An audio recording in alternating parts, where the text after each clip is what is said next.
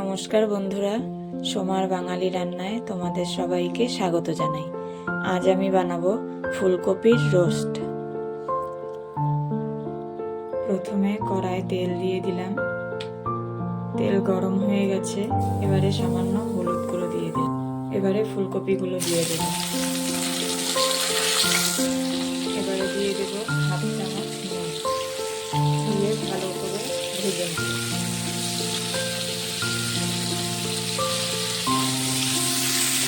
ফুলকপিগুলো হালকা করে ভেজে নিয়েছি, এবারে নামিয়ে নেব। এবার কড়াই আরেকটু তেল দিয়ে দেব। ফোড়নের জন্য দিয়ে দেব কিছুটা পরিমাণে মৌরি, দুটো তেজপাতা।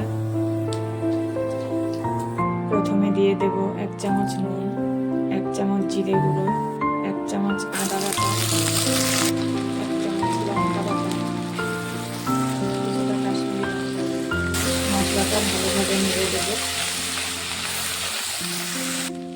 মশলাটা কিছুটা ভাজা হয়েছে, এবারে দিয়ে দেব পোস্ত ও 4 মগজ বাটা, দিয়ে ভালো করে নেড়ে দেব।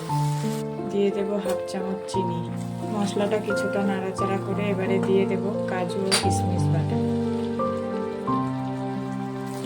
আবারও ভালোভাবে নেড়ে দেব।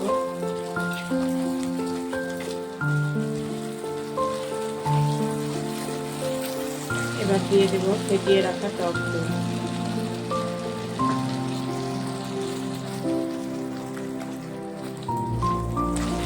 মশলাটা ভালোভাবে কষানো হয়ে গেছে, এবারে দিয়ে দেব ভেজে রাখা ফুলকপি।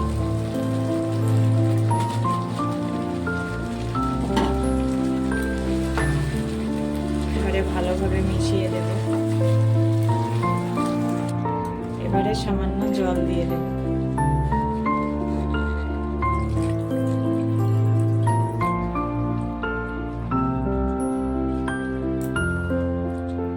এবারে কিছুক্ষণের জন্য ঢেকে দেব।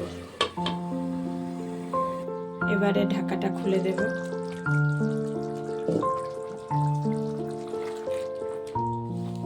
ফুলকপির রোস্ট তৈরি হয়ে গেছে। এবারে গরম মশলা গুঁড়ো দিয়ে নামিয়ে নেব।